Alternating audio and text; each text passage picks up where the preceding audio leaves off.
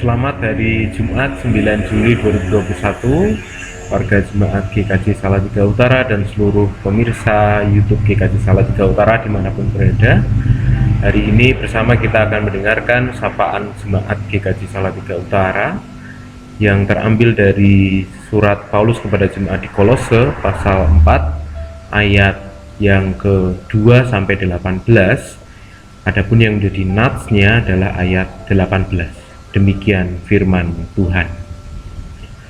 Salam dari saya, Paulus.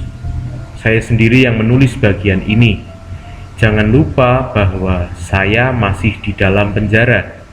Semoga Tuhan memberkati kalian. Hormat kami, Paulus.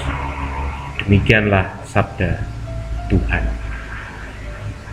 Saudara-saudara yang dikasihi Tuhan, butuh waktu yang panjang untuk orang bisa menerima keadaan, menerima fakta bahwa dirinya sedang mengalami kedukaan, kehilangan, kekecewaan, kegagalan, dan lain sebagainya.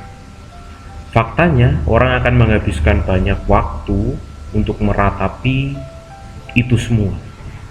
Karena apa? Karena hati dan pikirannya hanya terfokus pada masalah tersebut.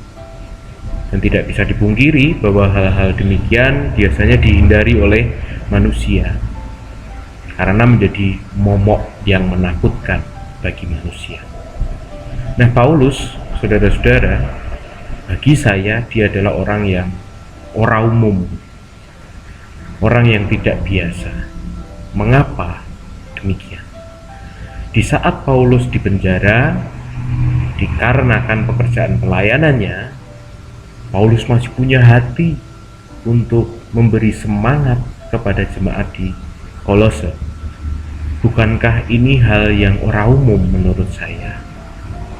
Karena psikologi orang yang sedang di penjara tentu tidak seperti orang yang di luar penjara.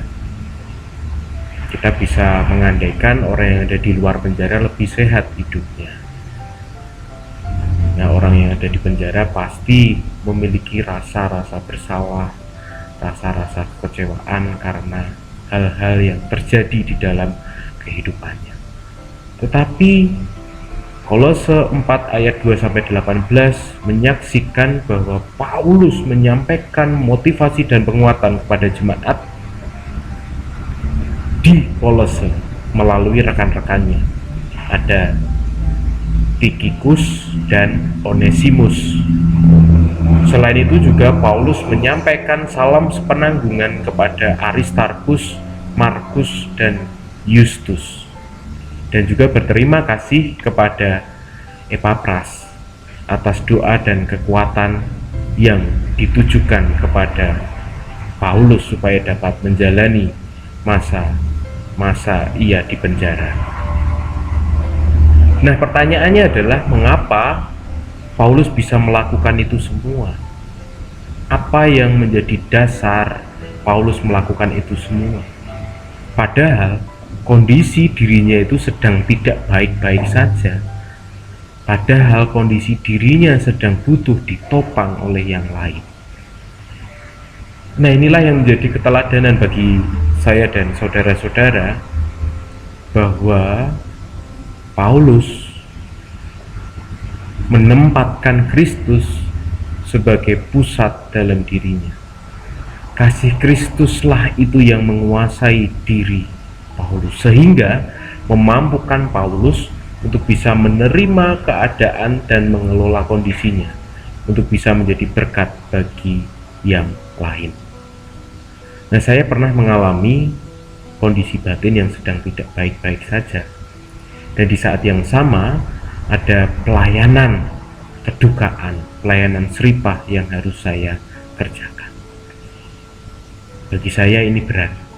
Tetapi ada seorang rekan yang berkata kepada saya, kuatkanlah hatimu, hiburlah orang yang sedih, maka dirimu pun akan dihibur oleh firman Allah. Benar, Bapak Ibu Saudara, spirit itu ternyata membawa sebuah kekuatan, dan diri saya terhibur oleh pelayanan yang saya lakukan.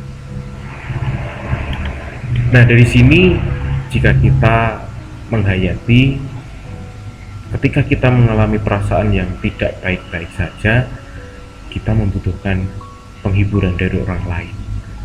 Tetapi dari Paulus kita bisa melihat bahwa ketika perasaan yang tidak baik-baik saja itu dikelola dengan baik bersama dengan Tuhan melalui firman Allah dan memohon kekuatan daripada Tuhan saja, maka akan menghasilkan daya kreatif untuk menopang kehidupan pribadi dan juga kehidupan bersama kita.